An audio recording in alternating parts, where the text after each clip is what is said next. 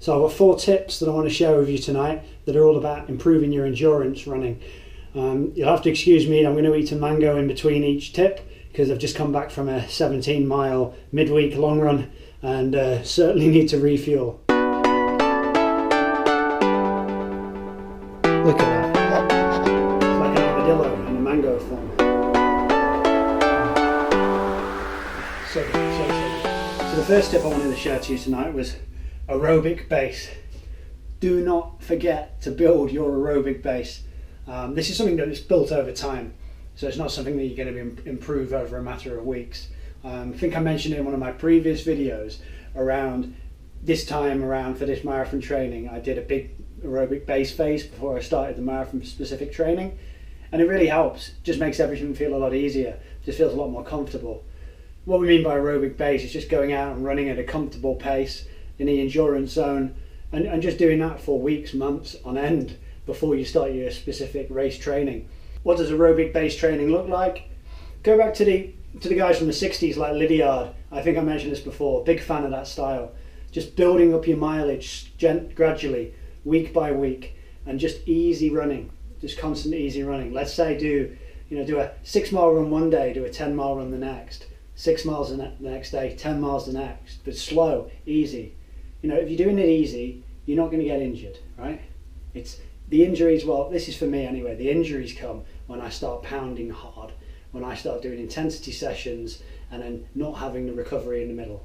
I think I could run every day if I was running at an easy pace. I could do 6 miles one day, 10 miles the next, etc. if I was running every day at easy pace.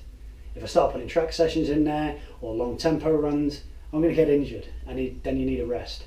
You need that gentle time to recover.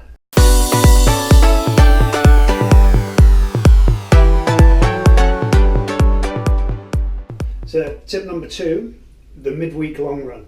So I've done one tonight. I've done 17 miles tonight, and a lot of that was at quite an effort pace because I'm coming towards the end of my training, so I just wanted a good session tonight as well.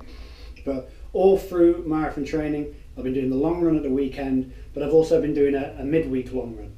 It's something that was recommended in the book Advanced Marathoning, and I've seen in a lot of other plans as well. Coaches are recommended just do a longer run midweek, gentle pace, similar to your long run at the weekend, but just gets you out there, builds that endurance up, gets you used to running, a couple, significant distant runs a week.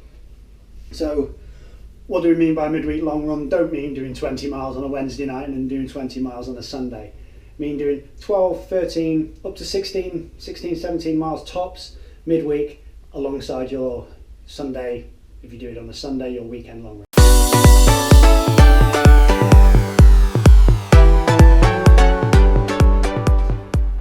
Doing long runs with marathon pace segments, preferably at the end of the run, because that's when you'll be more tired, and if you push a marathon pace there, you'll get used to feeling the tiredness that you would get in a marathon. But if you can't do it at the end, sometimes I don't do it at the end because I like to have a few kilometers warm down at the end just so that I'm not tight. Sometimes maybe there's more traffic lights near your house, so you're more interrupted. So you want to do it somewhere where you know that you've got a nice circuit where you're going to get an uninterrupted run. But the point is to do bits of your run at marathon pace. Get used to running at that pace. Get your body used to it, get your muscles used to it, muscle memory just used to running at that pace constantly. And don't blast it, just go out at your target marathon pace.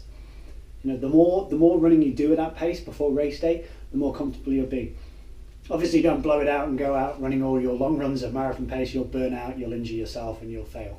But it's really critical to start early on in your training. Just do 4 miles at the end of a run at your target marathon pace, or 6 miles in the middle of an 18-mile run at marathon pace, and you'll really feel the confidence, and it'll help you gauge whether you're sort of targeting the right pace. Does this pace feel comfortable?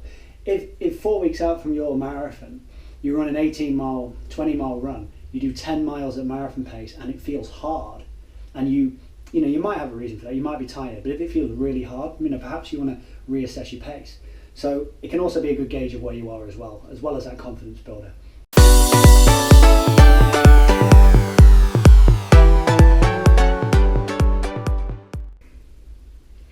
Tip number 4, build up your tempo runs, right?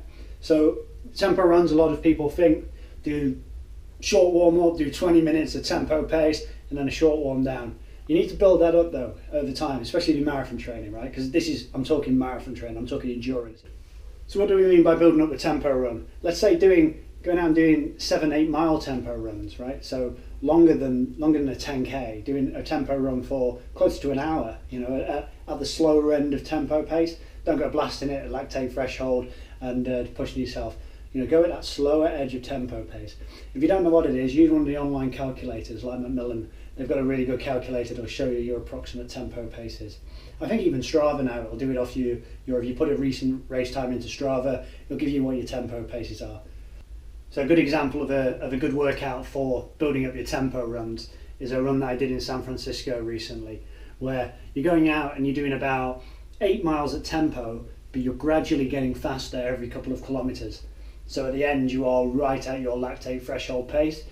Before that, the few kilometers before that, you're under your slower end of your tempo scale.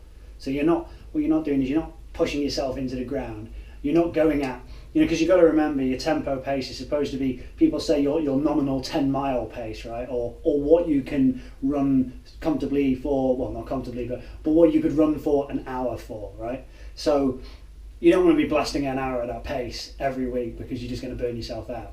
So you've got to think about in a range, keep it in a range. So a little bit slower than that, but it's still close to lactate threshold, so you're still getting the benefits of that run.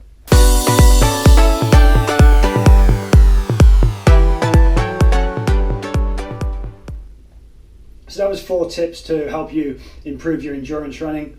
It'll certainly give you the confidence and the ability to power through to hit your targets.